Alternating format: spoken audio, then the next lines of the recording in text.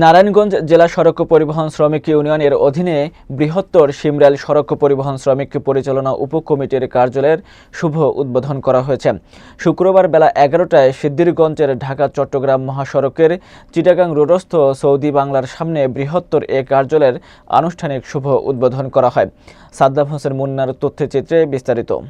নারায়ণগঞ্জ জেলা সড়ক পরিবহন শ্রমিক ইউনিয়ন বৃহত্তর শিমরাইল সড়ক পরিবহন শ্রমিক পরিচালনা উপকমিটির সভাপতি শওকত আলীর সভাপতিত্বে এবং সাধারণ সম্পাদক সিফাতুর রহমানের সঞ্চালনায় উক্ত উদ্বোধনী অনুষ্ঠানে প্রধান অতিথি হিসেবে উপস্থিত ছিলেন নারায়ণগঞ্জ জেলা বিএনপির আহ্বায়ক কমিটির সদস্য মোহাম্মদ রিয়াজুল ইসলাম রিয়াজ এবং প্রধান বক্তা ছিলেন নারায়ণগঞ্জ জেলা সড়ক পরিবহন শ্রমিক ইউনিয়ন এর সাধারণ সম্পাদক হাকিম মোহাম্মদ রাজীব।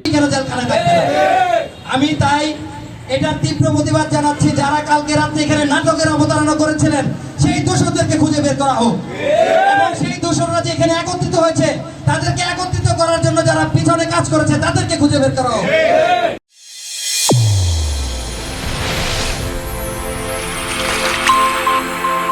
চ্যানেল A1 হৃদয়ের স্পন্দন।